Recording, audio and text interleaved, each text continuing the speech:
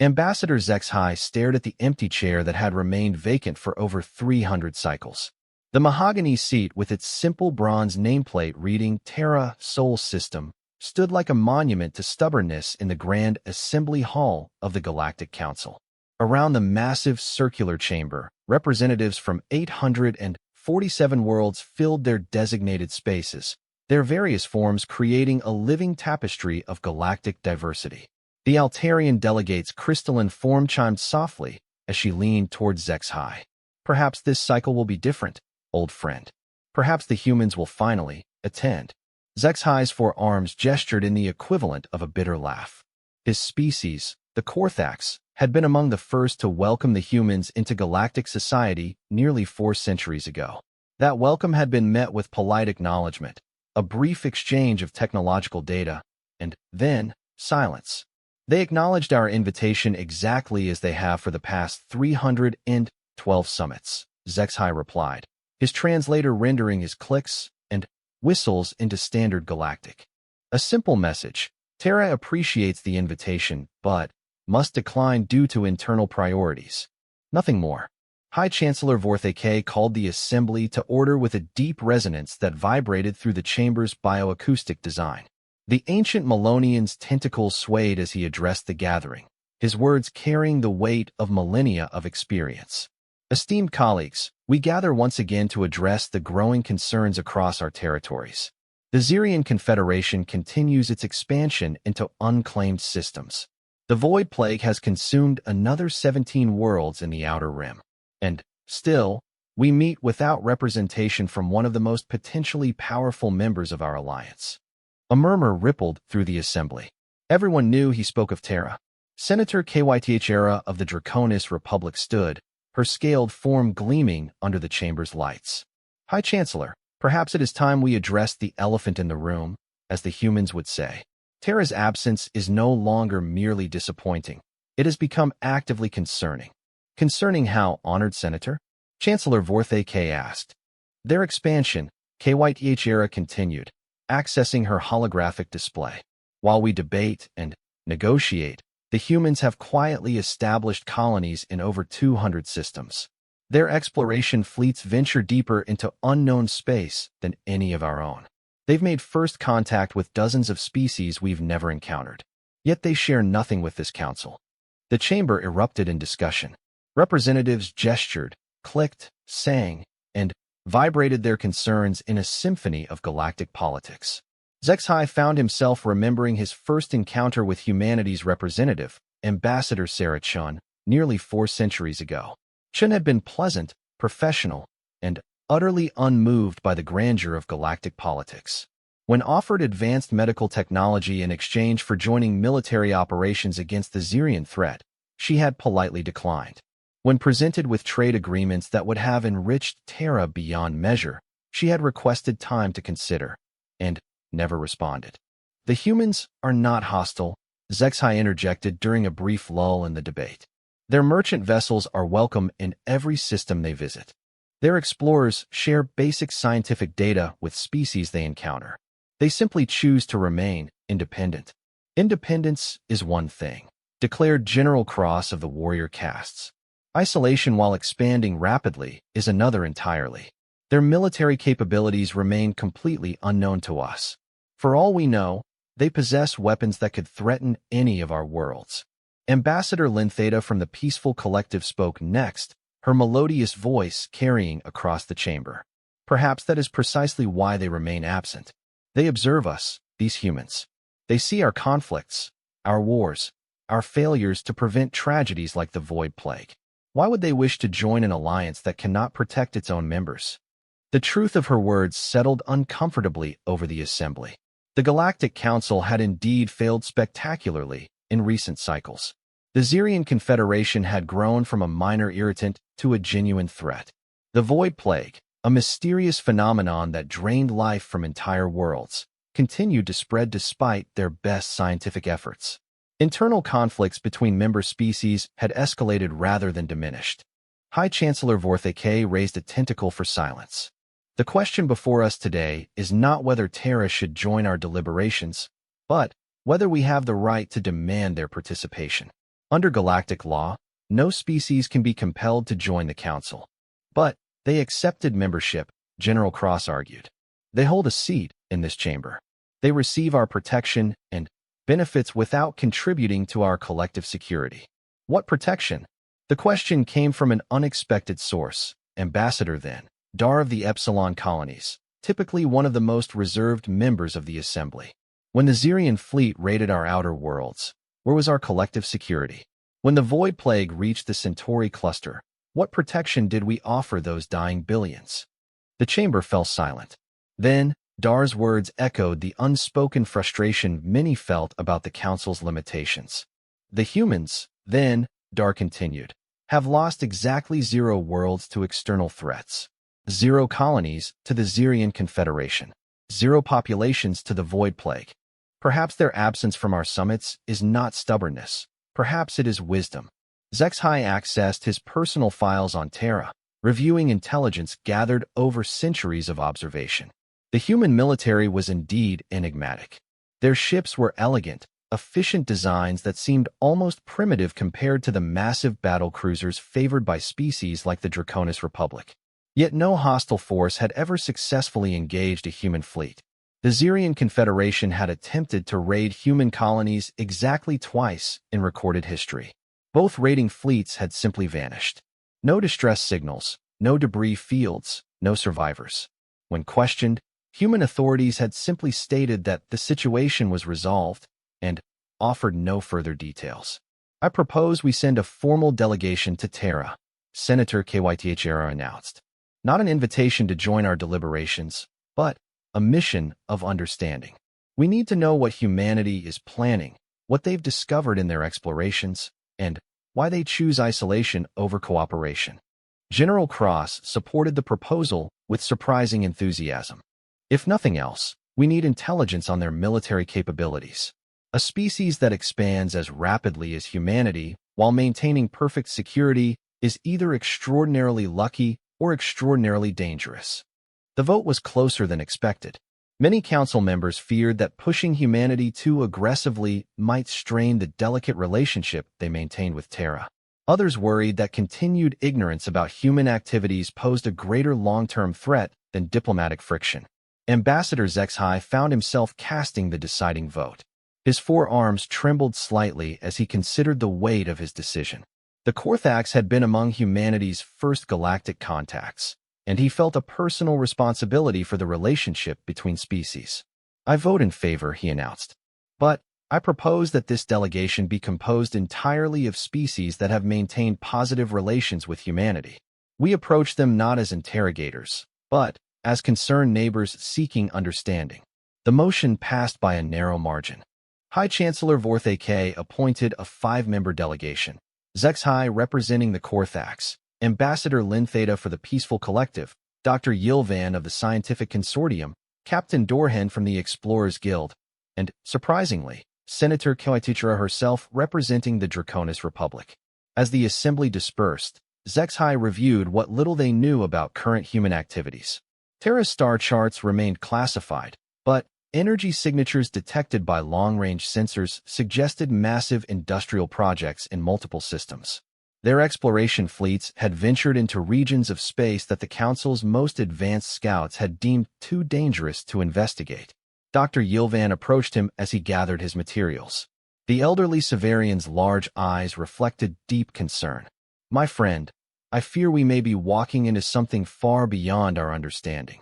The mathematical models my team has developed regarding human expansion suggest capabilities that should not be possible for a species of their technological level. What do you mean? Zexhai asked. Their rate of expansion requires either transportation methods far superior to our own, or population growth that defies biological logic, or— Dr. Yilvan paused, his feathered form rustling with anxiety. Or they have discovered something in their explorations that has fundamentally changed their capabilities. The delegation's ship, a state-of-the-art diplomatic vessel called the Unity's Voice, departed 3 days later. The journey to the Sol system would take 12 days using the fastest hyperspace routes available to Council technology. As they traveled, each delegate prepared their approach to humanity's mysterious leadership.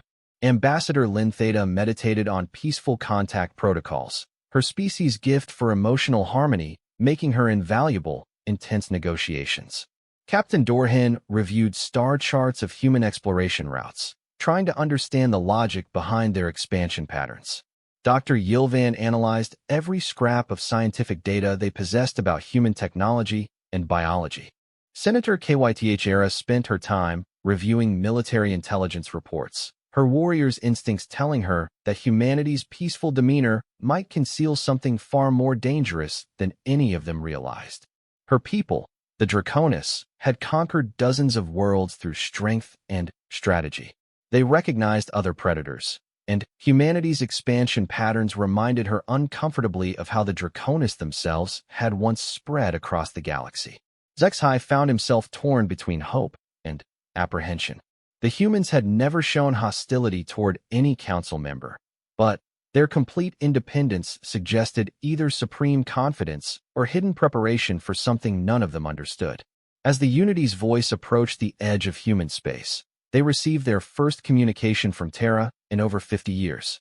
It was brief, professional, and utterly uninformative. Council delegation, you are cleared for passage to Sol System. Diplomatic escort will meet you at coordinates 347.8 by 112.5. Welcome to human space. The escort turned out to be a single human vessel, sleek and unremarkable except for its size, barely larger than a council shuttle. Captain Dorhan expressed puzzlement at the choice. Either they're supremely confident in their defensive capabilities, or this is an insult. A single scout ship to escort a diplomatic mission? Their questions were answered when the human escort's pilot introduced herself. Commander Lisa Park's voice carried the calm professionalism that seemed to characterize all human communications with the galactic community. Honored delegates, I'll be guiding you to Earth. Please maintain course and speed with my vessel. Do not deviate from the designated route. Commander Park, Senator Kythera transmitted. We're curious about the relatively small size of your escort vessel. Is this standard protocol for diplomatic missions? There was a pause before Park responded, and when she did, something in her tone made all 5 delegates pay closer attention. Senator, this ship is more than adequate for escort duties. I assure you, your safety is our primary concern. Dr. Yilvan's instruments detected energy signatures from the human ship that made no sense according to known physics. The vessel's power output suggested weapons systems that should require a ship 10 times its size, and its drive signature indicated propulsion technology at least 2 generations beyond anything in the Council's arsenal. My friends, Dr. Yilvan whispered to his companions, I believe we may have severely underestimated humanity's technological advancement.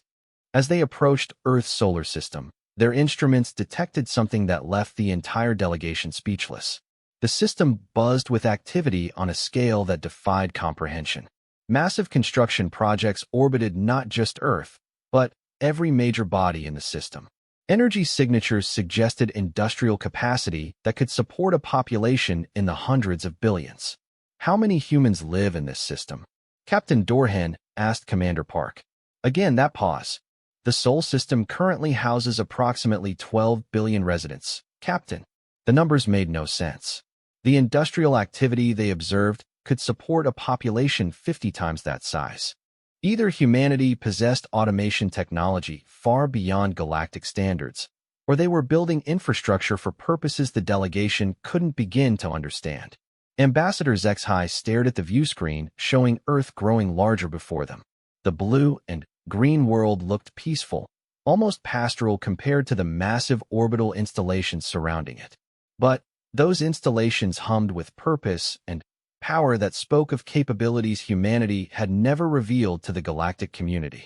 As the Unity's voice entered Earth's orbit under Commander Park's guidance, Zexhai wondered if they were about to learn why humanity had chosen to skip every galactic summit for over 3 centuries. He suspected the answer would change everything about how the Council viewed their mysterious human neighbors. The landing coordinates took them to a facility that appeared modest by galactic standards, a simple complex of white buildings nestled in rolling green hills. But Dr. Yilvan's scans detected defensive systems that could probably repel a full Draconis battle fleet, all hidden beneath what looked like parkland and administrative buildings. Delegates, Commander Park announced as they prepared to disembark, Secretary General Morrison will meet with you shortly. I hope your visit proves illuminating. Something in her tone suggested that illumination might be exactly what the council delegation was unprepared to handle. The doors of their shuttle opened, and HFY took his first breath of Earth's atmosphere in 4 centuries. It smelled of growing things and clean water, peaceful and welcoming. But beneath that tranquil surface, he could feel the hum of power that spoke of preparation for something vast and momentous. Their human hosts were about to explain why Terra had spent 3 centuries building in silence while the galaxy burned around them. Secretary General Elizabeth Morrison stood at the floor-to-ceiling windows of her office, watching the council delegation's shuttle settle onto the landing pad below. At 63, she carried herself with the quiet confidence of someone who had spent decades making decisions that affected billions of lives. Her gray hair was pulled back in a simple style that spoke of practicality over fashion, and her dark eyes held the weight of secrets that could reshape galactic civilization. "They're finally here," she said to the man standing beside her. Admiral James Chun, grandson of the ambassador who had first represented humanity to the Galactic Council, studied the alien delegates through tactical eyes that missed nothing.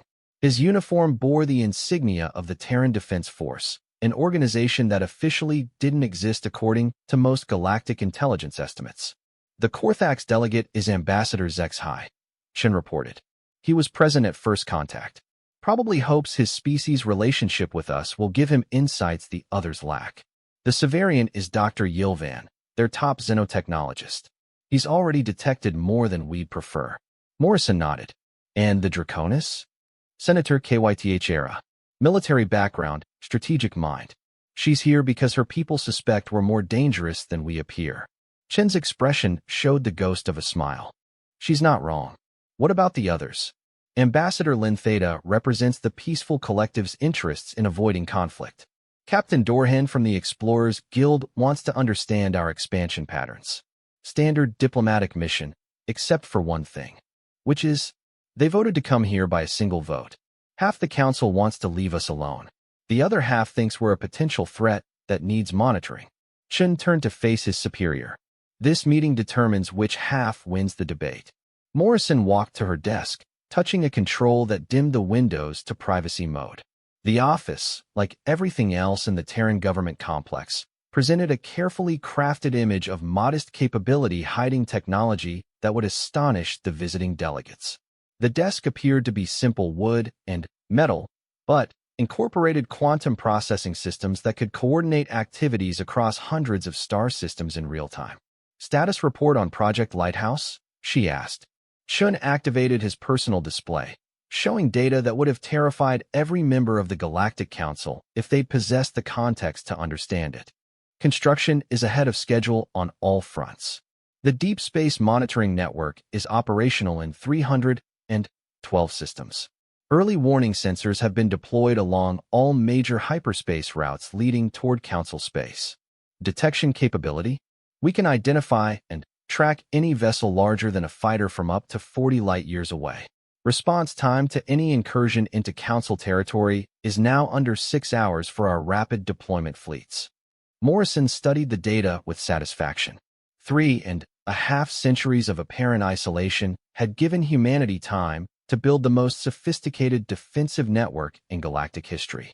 While the Council debated and argued, human engineers had quietly constructed a shield around known civilization that could detect and intercept threats long before they reached populated systems. "What about the void plague analysis?" Chen's expression darkened. "Dr. Martinez's team cracked the mystery 3 months ago. It's not a natural phenomenon. The energy signatures match theoretical models for weapons that we thought were impossible to construct." "Theoretical models from where?" "From the database we recovered from the predecessor ruins in the Kepler 442 system." The predecessors. Morrison felt the familiar chill that came with thinking about humanity's most closely guarded secret. The ancient civilization whose ruins had been discovered in the first wave of human expansion, whose technology had catapulted human capabilities centuries beyond what they should have achieved naturally. The Council knew nothing about the predecessors. How could they? Humanity had found the ruins in systems so distant and dangerous that no other species had dared explore them. The technology recovered from those sites had revolutionized everything from propulsion systems to defensive capabilities, but it had also revealed terrifying truths about galactic history. Has Dr. Martinez identified the source? Preliminary analysis suggests the void plague originates from beyond the galactic rim. The energy signatures match predecessor warnings about something they called the silence. Whatever destroyed the predecessors 50,000 years ago, it's returning. Morrison closed her eyes for a moment, feeling the weight of decisions that no human leader should have to make. The Council's ignorance wasn't just about politics. It was about protecting them from knowledge they weren't ready to handle.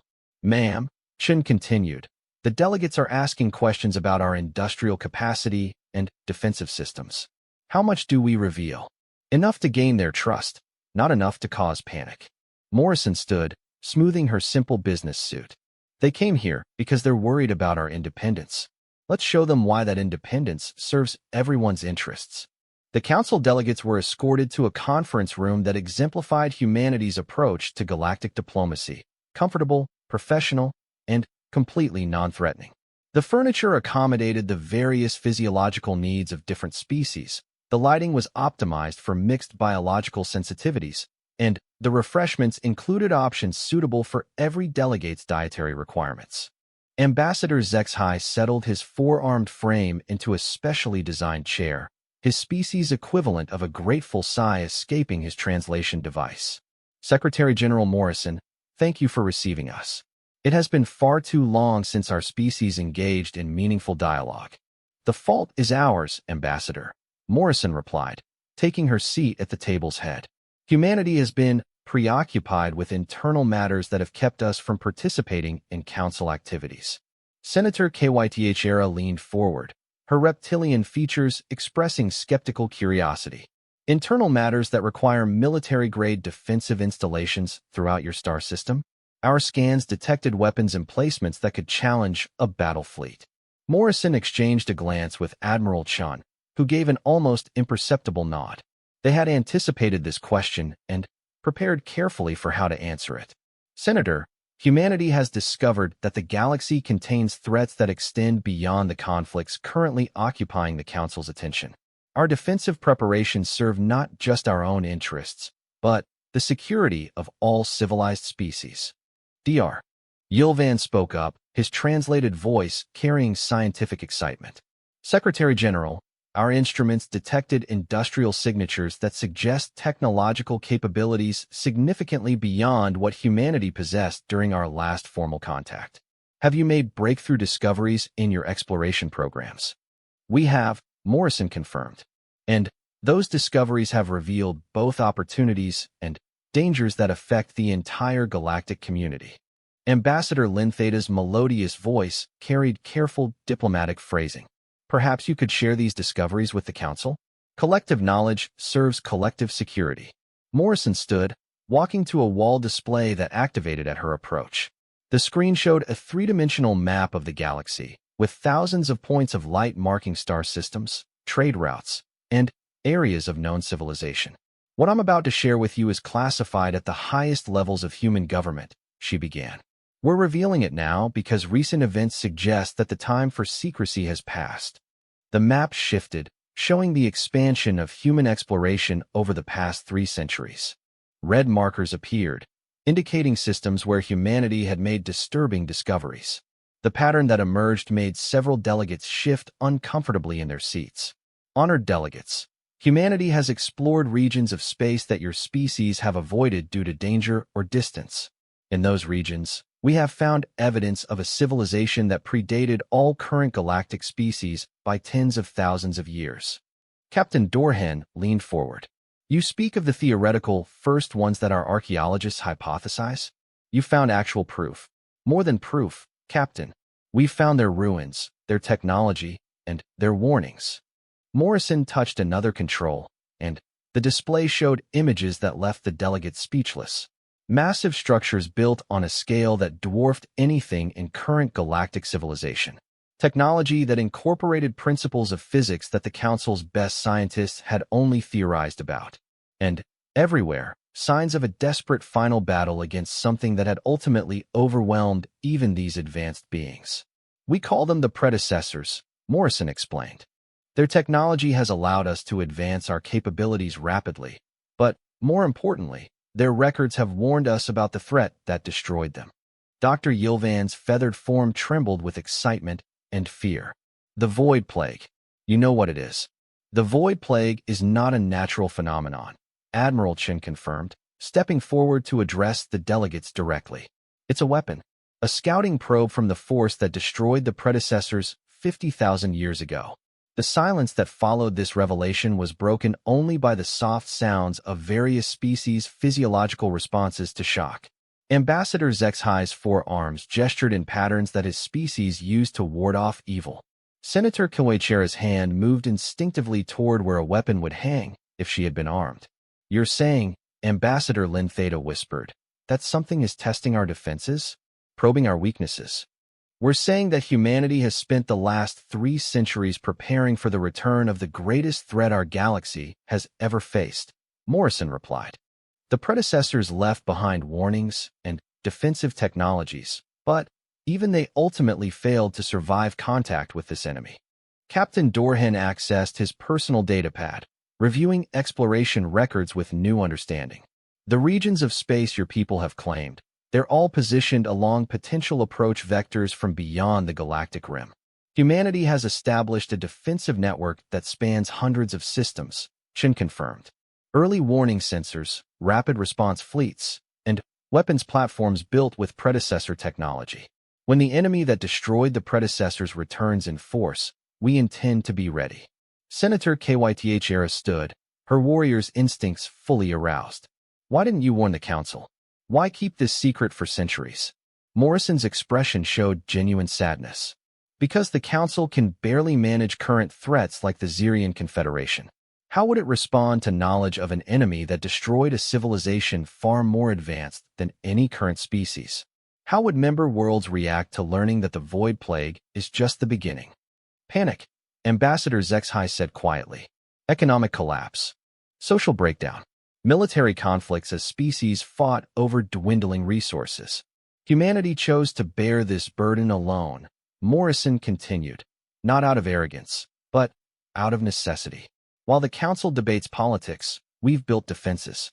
While member species argue over territorial disputes, we've prepared for a war that could determine the survival of all galactic civilization."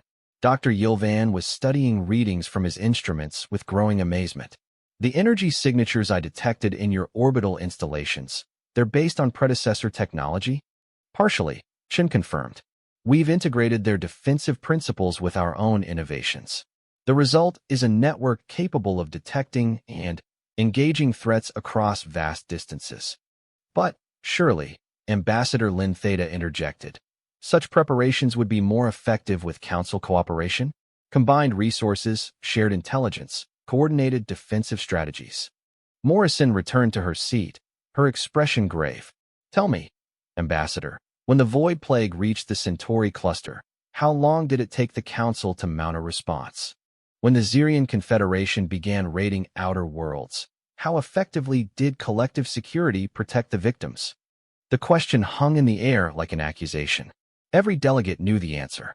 The Council's response to crises had been slow, ineffective, and often hampered by political infighting. "The enemy we face," Chen continued, "won't wait for committee debates or resource allocation discussions. When they arrive, the response must be immediate, overwhelming, and coordinated. Humanity has built that capability because we had the freedom to act without political constraints." Senator Kythera sat back down, her strategic mind processing implications that clearly troubled her. "You're asking us to trust that humanity alone can defend the galaxy against an unknown threat. How do we know your preparations are adequate? How do we know you won't simply abandon Council space to save yourselves?" Morrison touched another control, and the display shifted to show real-time activity across human space. Massive fleets moving in coordinated patterns, construction projects that dwarfed anything in Council space, and energy signatures that spoke of weapons systems built for conflicts on an unimaginable scale. "Because, Senator," our defensive network doesn't just protect human worlds. Every early warning sensor we've deployed, every defensive platform we've constructed, every rapid response fleet we've positioned, they're all designed to defend the entire galaxy. When the enemy comes, they'll face humanity's defenses before they can reach any Council world. Captain Dorhan was studying the fleet movements with obvious expertise. Your ship positions suggest you're expecting attack from multiple vectors simultaneously. How many enemies are we facing? Unknown, Shin replied honestly. The predecessor records speak of the Silence, a force that consumed entire galactic arms before reaching their territory. Whether it's a single entity, a hostile species, or something else entirely, we don't know. But we know it's coming. Ambassador Zexhai gestured thoughtfully with his multiple arms. You've spent 3 centuries preparing for a war that might never come. What if your analysis is wrong? What if the Void Plague is natural, or the predecessor warnings refer to something that no longer exists? Morrison's expression showed the weight of leadership decisions that affected billions of lives.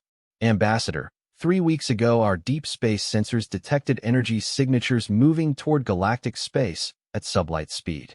Multiple contacts, massive scale, following approach vectors that match predecessor predictions exactly. The revelation hit the delegates like a physical blow. Dr. Yilvan's instruments clattered as his hands shook. Senator K.Y. Teixeira's warrior composure cracked for just a moment. Captain Dorhan looked as if he'd aged years and seconds. How long? Ambassador Lin Theta asked, her voice barely above a whisper. Admiral Chun activated his personal display, showing tracking data that painted a terrifying picture of approach vectors and estimated arrival times. Based on current speed and trajectory, the leading elements will reach the galactic rim in approximately 18 months. Full contact within 5 years. And you've told no one else? Senator K.Y. Teixeira demanded. We're telling you, Morrison replied simply. The question is what you choose to do with this information. Ambassador Zexhai stood, his 4 arms gesturing in patterns of deep thought. What do you want from us, Secretary General? What do you want from the Council? Morrison exchanged one last glance with Admiral Chun before answering. We want you to go back to the Council and tell them the truth. Tell them that humanity's isolation was never about arrogance or independence.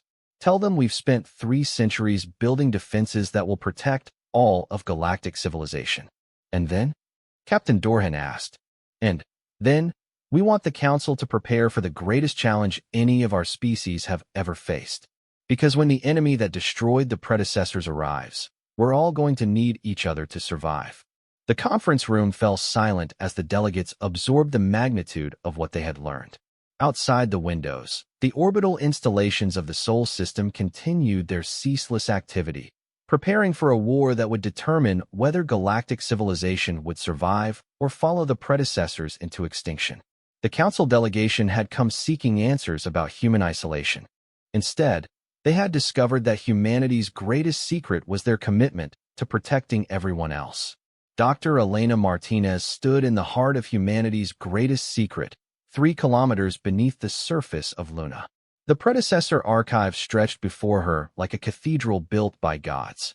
Massive crystalline structures that pulsed with ancient light, their surfaces covered in symbols that had taken human xenolinguists a century to partially decode. The air hummed with energy that seemed to respond to human presence in ways that still made the scientific team nervous. Computer, display analysis summary for Archive Section Gamma 7, she commanded, her voice echoing in the vast chamber. Holographic displays materialized around her, showing 3-dimensional models of technology that challenged every assumption about what was possible.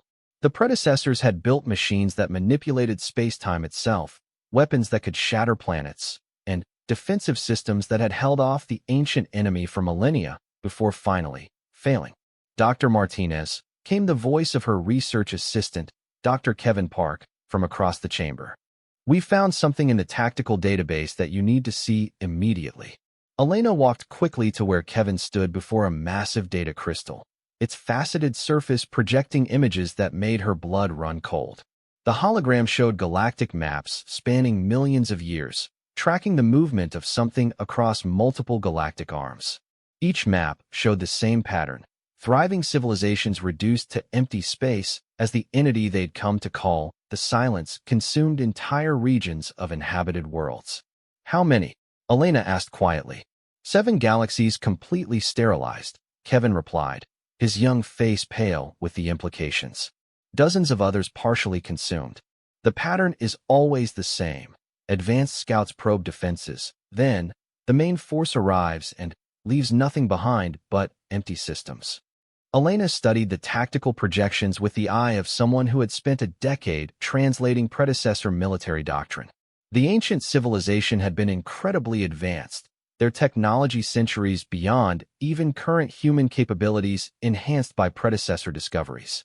Yet they had ultimately failed to stop the Silence. Show me the defensive strategies they used, she ordered. The hologram shifted, displaying fortress worlds, massive fleet concentrations, and weapons systems that operated on principles human science was still struggling to understand. The predecessors had tried everything: conventional warfare, exotic physics weapons, even attempts to evacuate entire galactic arms ahead of the advancing threat. None of it worked, Kevin observed. Every defensive strategy ultimately failed. No, Elena corrected, pointing to details in the tactical display. They delayed it. Each strategy bought time, allowed evacuations, preserved populations that would otherwise have been completely lost. The predecessors didn't fail, they sacrificed themselves to give future civilizations the knowledge to do better. Her personal communicator buzzed with an urgent message from Secretary General Morrison. The council delegation had been briefed on the basic threat, but now they were demanding to see proof of humanity's defensive preparations. Elena was needed in the Situation Room immediately. 20 minutes later, she stood before the 5 alien delegates in a conference room that had been hastily prepared for maximum security clearance. The walls displayed real-time feeds from human defensive installations across dozens of systems, showing construction projects and fleet movements on a scale that dwarfed anything in recorded galactic history. Delegates, Elena began. What I'm about to show you represents the culmination of 3 centuries of human preparation based on predecessor knowledge. She activated the main display, showing a cross-section view of the galaxy with human positions highlighted in blue.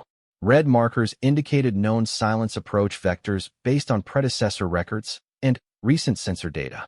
Green zones showed areas where human defenses could provide coverage for Council worlds. Senator Kythera studied the display with obvious military expertise. Your defensive positions create overlapping fields of coverage, but the gaps between them seem vulnerable. How do you account for enemy forces that avoid your strong points? Elena smiled grimly. Show them the full network, Admiral Chun. The display expanded, revealing the true scope of human preparations. Thousands of additional markers appeared: hidden sensor platforms, concealed fleet bases, and mobile defensive units positioned throughout seemingly empty space. The gaps that had appeared vulnerable were actually kill zones where hidden human forces could destroy anything that tried to slip past the main defensive lines. Dr. Yilvan's instruments were registering energy signatures that made his readings spike beyond normal parameters. The power requirements for this network must be enormous. How do you maintain such installations without depleting your resources? Predecessor technology includes fusion systems that are 97% efficient, Elena explained. A single installation can operate independently for centuries without refueling. But that's not the most important feature. She touched another control, and the display shifted to show weapon specifications that left the delegate speechless. The human defensive platforms mounted weaponry that could engage targets across interstellar distances, using principles of physics that shouldn't have been possible with any known technology. These weapons, Dr. Yilvan whispered, they operate faster than light. They could strike targets in other star systems instantaneously. Predecessor quantum entanglement technology, Elena confirmed. When our sensors detect enemy movement, our defensive network can respond before lightspeed communications could even carry the warning. Captain Dorhen was studying fleet movement patterns with growing amazement. Your ships are moving between star systems and formations. That suggests coordination across impossible distances. Quantum communication networks, Admiral Chun explained. Every ship, every installation, every defensive platform is connected through instantaneous communication links. When the enemy arrives, Our response will be perfectly coordinated across hundreds of systems simultaneously. Ambassador Lintheta raised a concern that had been troubling her since the briefing began. Such preparations suggest a level of militarization that seems contrary to humanity's peaceful reputation.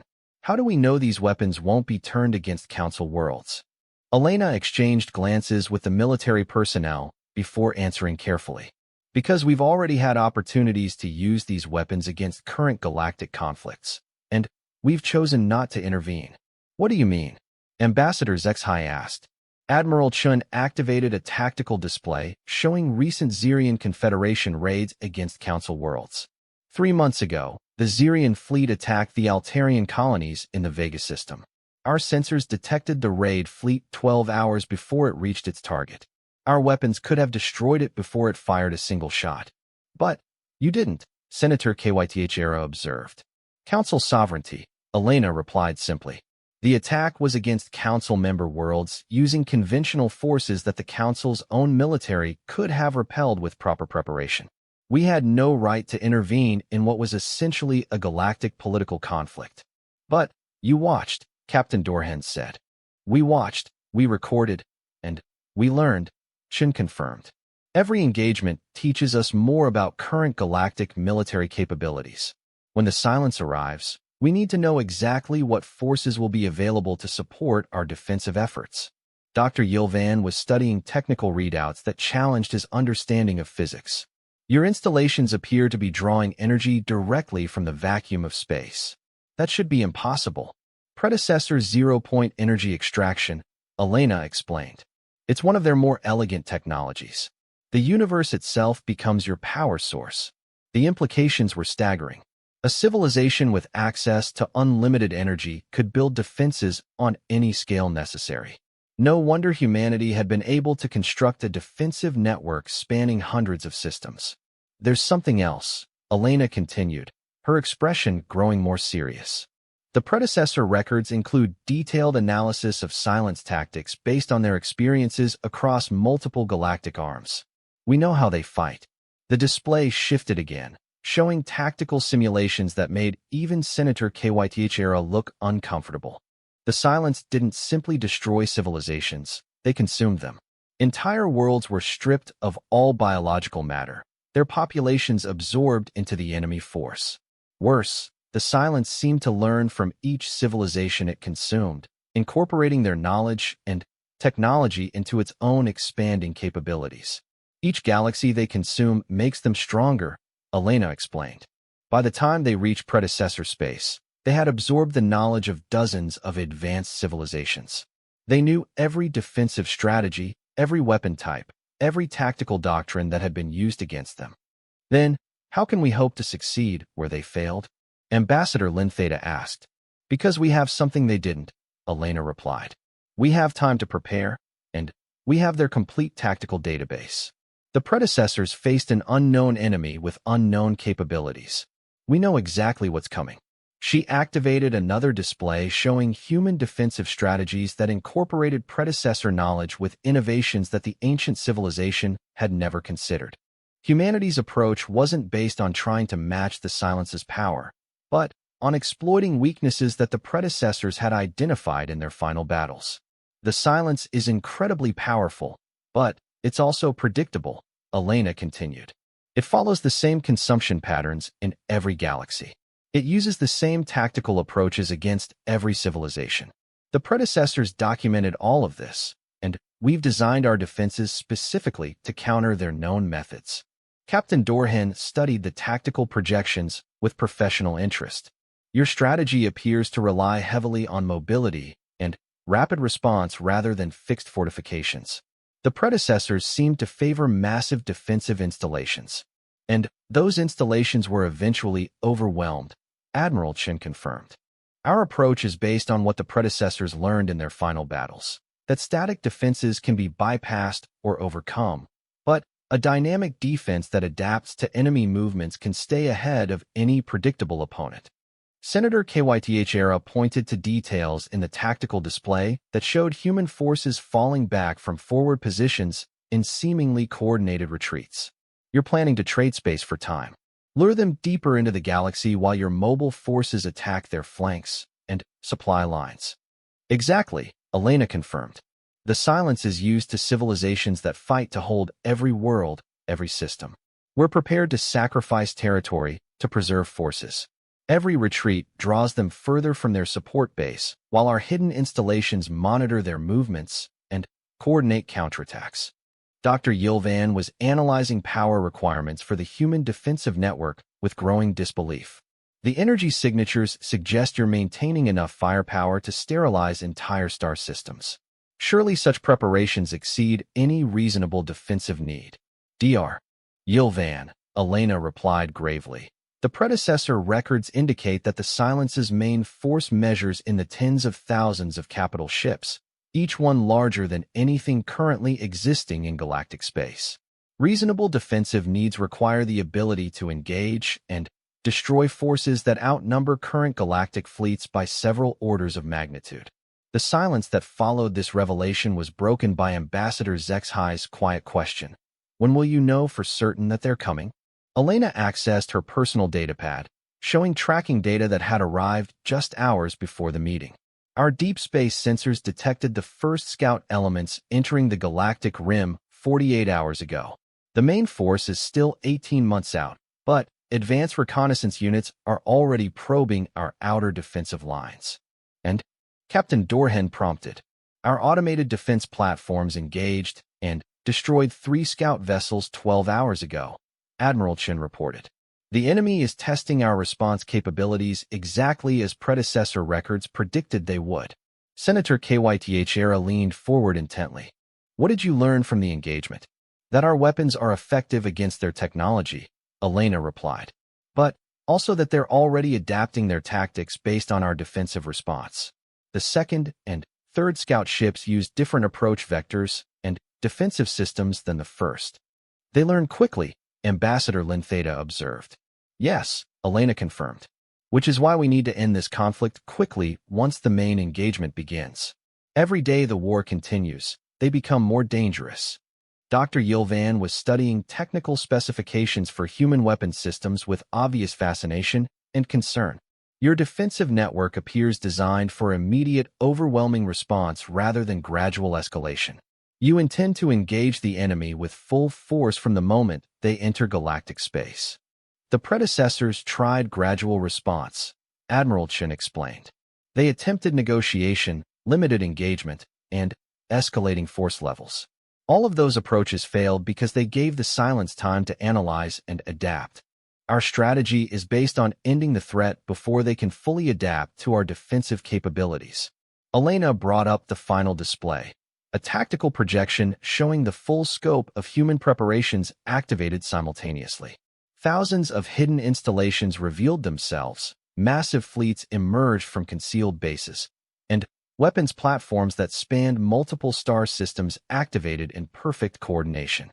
When the main force arrives, she explained, they'll face the combined firepower of the entire human defensive network acting as a single coordinated weapon. No gradual escalation, no negotiation, no opportunity for them to adapt. Complete, overwhelming force designed to end the threat in the first engagement. The delegates sat in stunned silence, absorbing the implications of what they had learned. Humanity hadn't just prepared for war, they had prepared for the most decisive military engagement in galactic history. There's one more thing, Elena said quietly. This strategy only works if the silence follows historical patterns and concentrates their forces for a single decisive assault. If they've learned to adapt their strategic approach as well as their tactical methods, then everything we've prepared may not be enough. Ambassador Zexhi gestured thoughtfully with his forearms. You're asking the Council to trust that humanity can protect the entire galaxy based on predictions from a civilization that was ultimately destroyed by this enemy. No, Elena corrected. We're asking the Council to prepare for the possibility that even our best efforts might not be sufficient.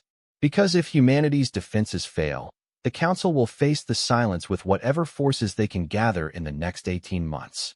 The weight of that statement settled over the delegates like a physical presence. They had come to Earth seeking answers about human isolation. Instead, They had discovered that the survival of galactic civilization might depend on decisions made in the next few hours. Outside the conference room, the Sol System's defensive installations continued their relentless preparations, counting down toward the moment when humanity's three-century gamble would be tested against the greatest threat the galaxy had ever known. The emergency session of the Galactic Council convened 18 hours after the delegation's return from Earth.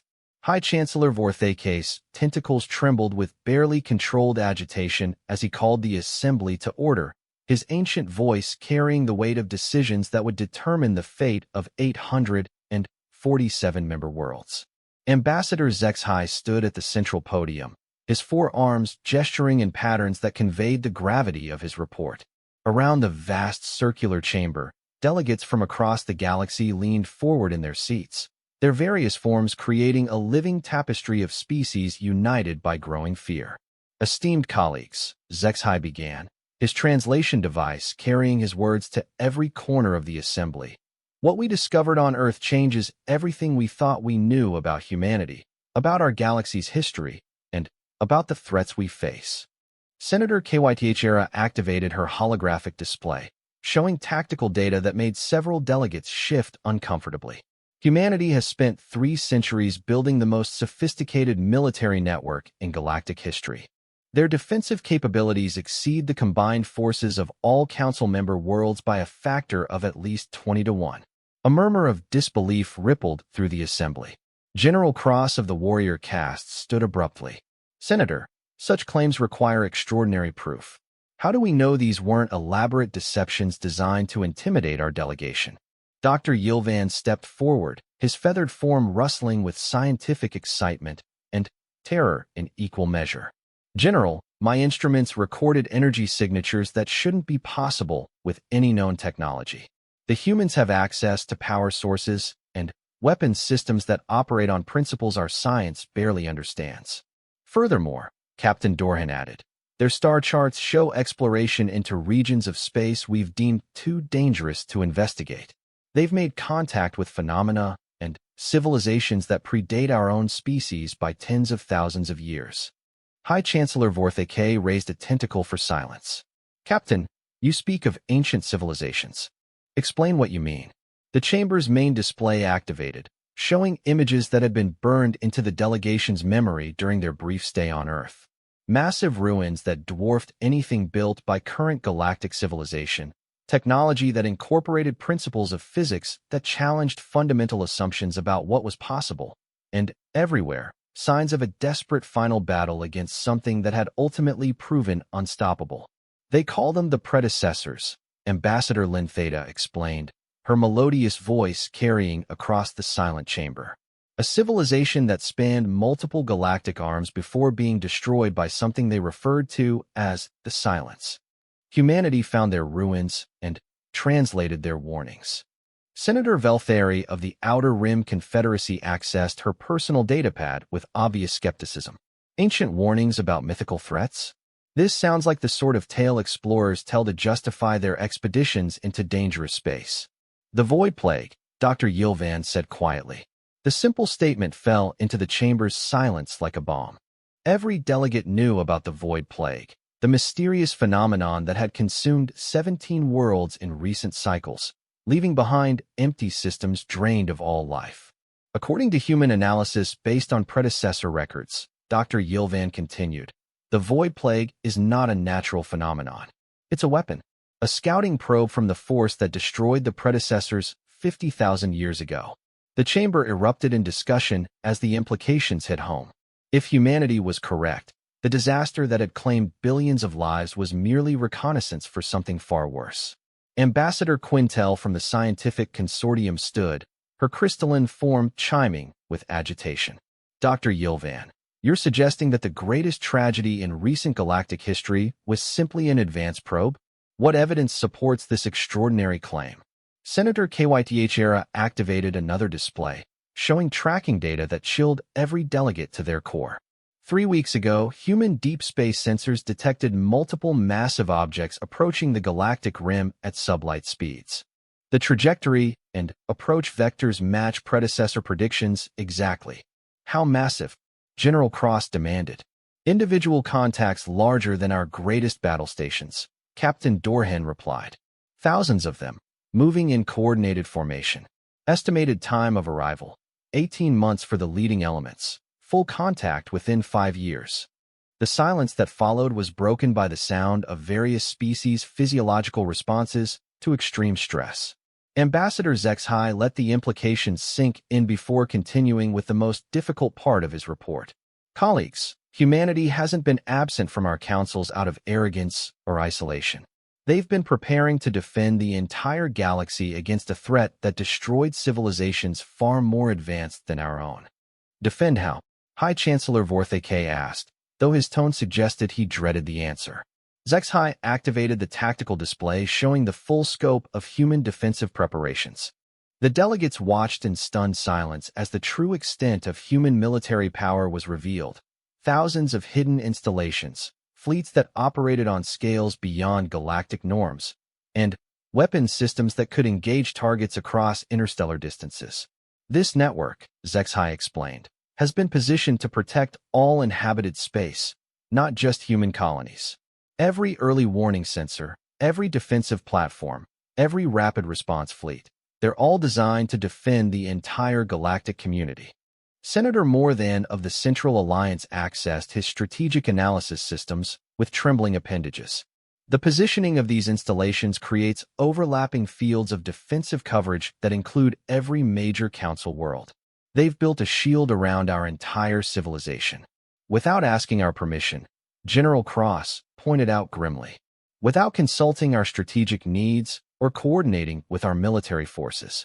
Ambassador Lintheta's response carried the weight of painful realization. General, when was the last time the Council's military forces successfully coordinated a response to any major threat? When the Xerian Confederation raided the Outer Worlds, our response took 3 months to organize. When the Void Plague reached inhabited systems, our scientific mission took 8 months just to reach the affected area. The humans, Captain Dorhan continued, have built a defensive network that can respond to threats across hundreds of systems within hours. They've done what our collective security apparatus has never been able to achieve, truly effective galactic defense. Dr. Yilvan activated his personal display, showing technical analysis that painted a sobering picture of relative capabilities. Colleagues, based on my examination of human technology, their defensive network possesses approximately 50 times the firepower of all Council military forces combined. They've built this capability specifically to engage an enemy that destroyed civilizations far more advanced than our own. And if they fail? Senator Kythera asked the question that haunted every delegate's thoughts. Then, we face the silence with whatever forces we can organize in 18 months, Ambassador Zexhai replied simply. The chamber fell into a discussion that quickly devolved into chaos as delegates struggled to process the magnitude of the threat and humanity's response to it. Some called for immediate mobilization of all Council military forces. Others demanded verification of human claims before committing to any course of action. A few suggested that the Council should prepare for evacuation beyond the galactic rim rather than attempt to fight an enemy that had never been defeated. High Chancellor Vorthake called for order with a resonance that vibrated through the chamber's bioacoustic systems. Delegates, we must focus on practical questions. What does humanity want from the Council? What role do they expect us to play in their defensive strategy? Ambassador Lintheta stood to address this crucial point. Secretary General Morrison was very clear about humanity's expectations. They want the Council to prepare for the possibility that their defenses might not be sufficient. If humanity's network fails to stop the silence, the surviving Council forces will represent the last organized resistance in the galaxy. Prepare how? Senator Veltheri demanded. Military mobilization, Captain Dorhan replied. Evacuation planning for non-combatant populations. Resource allocation for extended resistance campaigns. Most importantly, they want the Council to maintain operational security. No public announcements that might cause galaxy-wide panic. The practical implications were staggering. Mobilizing 847 worlds for war would require coordination on a scale the Council had never achieved. Evacuation planning for billions of beings across thousands of systems would challenge every logistical capability the galactic community possessed. There's another consideration, Dr. Yilvan added reluctantly. Human analysis suggests that the Silence learns from each civilization it consumes. If they defeat humanity's defenses, they'll incorporate human technology and tactics into their own capabilities. Any forces we engage them with afterwards will face an enemy that has already adapted to our best defensive strategies. Senator Kwatichera's warrior instincts focused on the strategic implications. Then, our best chance is to support humanity's initial defense rather than plan for what happens after it fails. Support how? General Cross asked. You've told us their capabilities exceed our own by factors we can barely comprehend.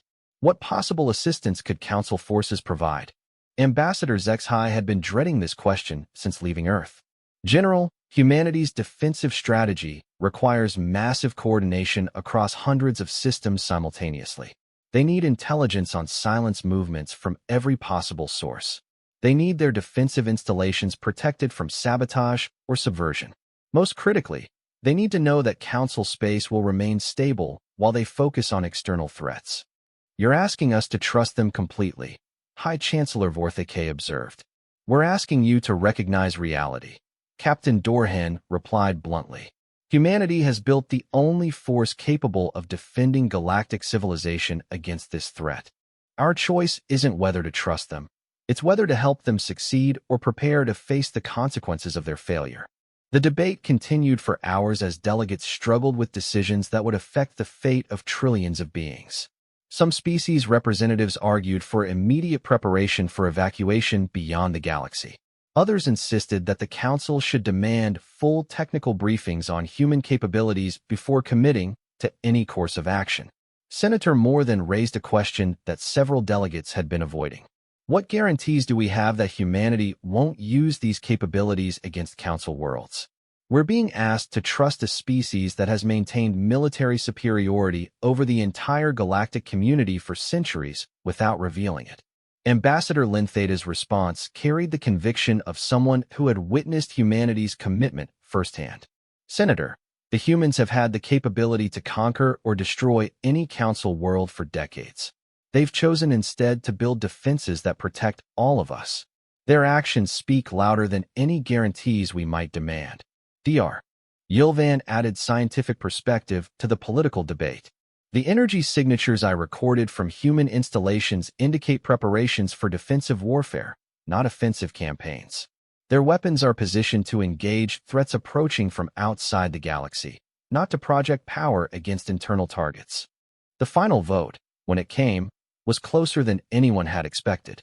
The Council authorized limited cooperation with humanity's defensive preparations by a margin of only 37 votes.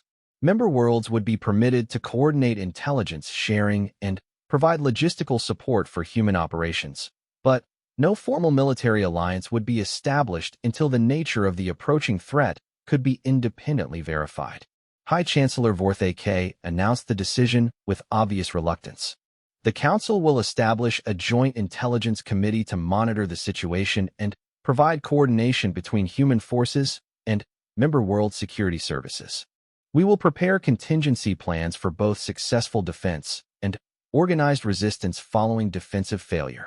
As delegates dispersed to carry word of the decision to their home worlds, Ambassador Zexhai remained in the chamber, staring at the empty chair that had represented Terra for over 3 centuries.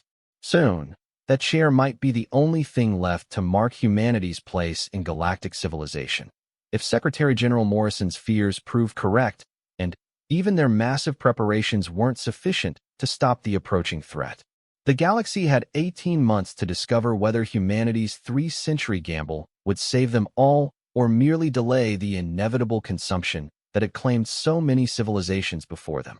In the depths of space beyond the galactic rim, ancient sensors detected the Council's decision and transmitted the information toward approaching forces that had been traveling for 50,000 years to reclaim what they considered their rightful domain. The Silence had returned to finish what they had started when the predecessors made their final stand. The war for galactic survival was about to begin.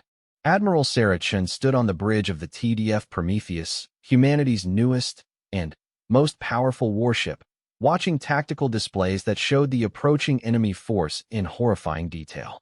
18 months had passed since the Council delegation's visit to Earth, and the time for secrecy had finally ended. Contact bearing 27 Mark IV, reported Commander Williams from the sensor station. Mass signature indicates a vessel approximately 12 kilometers in length. Energy output suggests weapons capacity exceeding a Draconis battle fleet. Acknowledged, Chen replied, her voice carrying the calm professionalism that had made her humanity's youngest fleet admiral.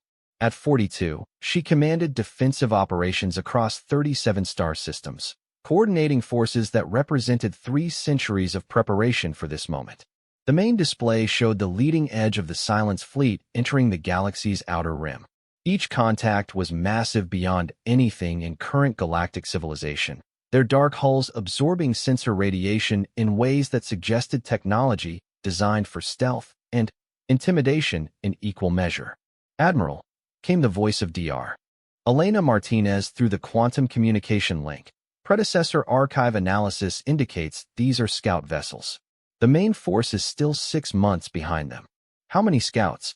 Chen asked, though she suspected she wouldn't like the answer. Current count is 237 individual contacts. Each one is larger and more heavily armed than anything the Council has ever deployed. Chen felt a chill that had nothing to do with the bridge's environmental systems. If these were merely scouts, the main force would represent firepower on a scale that challenged imagination. Status of the defensive network? Commander Park at the tactical station responded with data that should have been reassuring. All installations are operational and coordinating properly. Deep space sensor coverage is complete.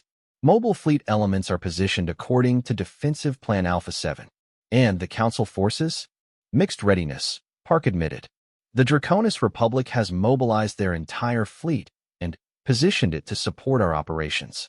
Several other species have contributed intelligence assets and logistics support. But many member worlds are still debating whether to commit forces to operations they don't fully understand. Chen nodded grimly. The past 18 months had seen frantic diplomatic activity as humanity attempted to coordinate defensive strategies with Council members while maintaining operational security about their most sensitive capabilities. Some species, like the Korthax and the Peaceful Collective, had embraced cooperation. Others remained skeptical of human motives and capabilities. Incoming transmission from the Galactic Defense Command. Communications Officer Torres announced. Secretary General Morrison is requesting immediate tactical update. Put her through. Morrison's image appeared on the main screen, her face showing the strain of 18 months spent preparing for humanity's greatest challenge. Behind her, the command center buzzed with activity as staff coordinated defensive operations across hundreds of systems. Admiral, we've received word from Ambassador Zexhai that the Council has authorized full military cooperation. All member fleets are being placed under unified command structure. Who's in command? Chen asked, though she suspected she already knew the answer. You are, Morrison replied simply. The Council voted to place all galactic defensive forces under human command for the duration of the crisis. Congratulations on your promotion to Supreme Commander of Allied Forces. Chen felt the weight of responsibility settle on her shoulders like a physical presence. She now commanded not just humanity's defensive network, but the combined military forces of nearly 900 worlds, forces that she would have to coordinate in battles against an enemy that had never been defeated. What's our total strength? She asked. Admiral James Chun, her predecessor and mentor, appeared beside Morrison on the communication link. 1,200 human vessels of various classes, integrated with approximately 8,000 Council ships. Total personnel, 47 million beings across 321 species. Against unknown total force size. Dr. Martinez interjected from her position at the predecessor archive. Based on scout numbers and historical patterns, we estimate the main Silence fleet at somewhere between 50 and 100,000 capital ships. The bridge fell silent as the implications sank in. Even with humanity's technological advantages, They were facing odds of nearly 20 to 1 against an enemy that had consumed dozens of civilizations far more advanced than current galactic society. "Orders, ma'am," Commander Williams asked quietly. Shin studied the tactical display showing enemy scout movements and Allied force positions. The moment she had trained for her entire career had finally arrived, but the stakes were higher than anything in human history. "All units, this is Supreme Commander Chun," she announced on the fleet-wide channel. "Today we face an enemy that destroyed civilizations spanning millions of years of galactic history. They come expecting to find divided worlds fighting among themselves, unprepared for coordinated resistance." She paused, looking around the bridge at officers who represented humanity's best and brightest. "They're wrong. For 3 centuries, humanity has prepared for this moment. We've built defenses they don't know exist. We've learned from the mistakes of those who fought them before us, and we're not facing them alone." The tactical display showed Allied fleets taking their assigned positions throughout the defensive network. Draconis warships with their aggressive designs, elegant Altarian vessels that gleamed like crystal, the massive but peaceful ships of the Melanian fleet pressed into military service, and dozens of other designs representing the diversity of galactic civilization united for the first time in common cause. "All stations report ready," Commander Park announced. "Enemy scouts are approaching the first sensor line," Commander Williams added. Shin took a deep breath and made the decision that would determine the fate of galactic civilization. "All units, engage according to Plan Delta 1. Show them what happens when the galaxy fights back." The first shots of the war were fired by automated defense platforms that humanity had positioned in empty space decades earlier. Brilliant lances of energy, operating on principles that the predecessors had developed in their final desperate years, reached across interstellar distances to strike the leading silent scouts. The enemy vessels absorbed the initial attacks with shields that flickered with alien energies, but human weapons had been specifically designed to overcome silenced defensive systems. The second volley penetrated their protection, and the first enemy vessel exploded in a burst of light that could be seen from neighboring star systems. "First kill confirmed," Commander Williams reported with grim satisfaction. "Target destroyed." But the celebration was brief. The remaining silent scouts immediately adapted their defensive systems, and subsequent attacks proved far less effective. Worse, the enemy began coordinating their own response with precision that spoke of collective intelligence far beyond anything the Alliance faced in previous conflicts. "They're learning faster than the predecessors predicted," Dr. Martinez reported from the archive. "Defensive adaptation is occurring in real time across all enemy units simultaneously." Chun watched as silent scouts began systematically probing the defensive network, testing response times and weapon capabilities with the methodical approach of a species that had perfected warfare across multiple galaxies. Each probe revealed information that the enemy immediately shared with the rest of their force. "Time to adjust tactics," Chin announced. "All units, switch to Plan Delta 7. Initiate Ghost Protocol." Across the defensive network, human installations began implementing deception strategies that the predecessors had never developed. False sensor readings made individual platforms appear to be entire fleets, while actual combat units vanished from enemy sensors using stealth technology that humanity had perfected during centuries of preparation. The silent scouts found themselves engaging phantom targets while real threats approached from unexpected vectors. Alliance fleets, coordinated through quantum communication networks, began executing the complex dance of mobile defense that represented humanity's best hope for victory. "Admiral," Commander Torres announced, "we're receiving communications from the enemy." Chun felt a chill run down her spine. In all the predecessor records, the Silents had never attempted communication with their targets. "Put it through." The voice that emerged from the communications system was hauntingly beautiful, like music played on instruments made from the dying breaths of stars. When the translation systems processed it into standard galactic languages, the words carried implications that terrified everyone who heard them. "Children of this galaxy, you fight with weapons taken from those we have already consumed. Your defenses follow strategies we have encountered in a dozen galactic arms. Your resistance is noted and will be analyzed for future improvement. Chen forced herself to respond with professional calm. This is Supreme Commander Chun of the Allied Galactic Defense Force. You are trespassing in sovereign space. Withdraw immediately or face the consequences. The response came with laughter that sounded like the music of spheres corrupted by malevolent intelligence. Commander Chun, your species discovered the remnants of our previous victory and assumed you could succeed where others failed. You cannot. Your resistance serves only to provide us with new tactical data to incorporate when we consume your successor civilizations. Previous victory? Chen asked, though she feared the answer. The predecessors, as you call them, were our creation. We guided their development, allowed them to spread across multiple galactic arms, then harvested them when their growth stagnated. Their ruins served as a test. Could emerging civilizations transcend their creators' limitations? You have proven that they cannot. The implications hit the bridge crew like physical blows. The predecessors hadn't been destroyed by an external enemy. They had been deliberately cultivated and then harvested by their creators. Everything humanity believed about the ancient civilization and their warnings was wrong. Dr. Martinez, Chen called through the communication link. Is this possible? Elena's voice carried shock and growing understanding. Admiral, it explains inconsistencies we found in the archive records. Technology that seemed too advanced. Defensive strategies that assumed knowledge of enemy capabilities they shouldn't have possessed. The predecessors knew their enemies so well because they had been created by them. Which means, Chen realized with growing horror, that our defensive strategies are based on tactics designed by the enemy themselves. Correct.